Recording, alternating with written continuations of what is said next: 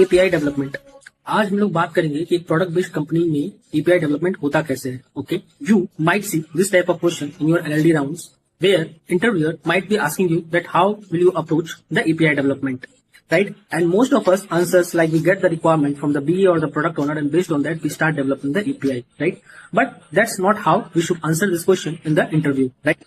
Let me tell you how an API is being developed in a product based companies. Okay, so first of all, let's say we get a requirement that we want this kind of data, right? And that data is coming from some system.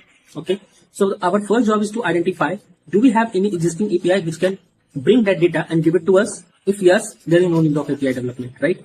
There is more of it. Let's say you want 5 to 6 data which is coming from 5 to 6 different systems, right?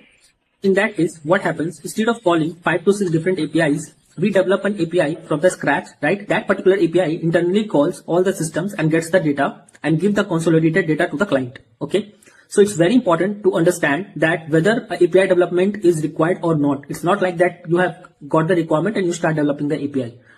And in some scenarios, let's say we don't have any API which can bring that data for us. So in that case also we develop API from the scratch. Or let's say you are building a system from the scratch. In that case also you can consider developing an API from the scratch, right? Let's say if you are writing your application. So that's all for this video. In the upcoming video, I will be talking about the steps, right, which is followed in a product-based companies or for enterprise level applications to develop an API from the scratch. Okay, stay tuned for that. मिलते हैं अगले video में. Bye bye.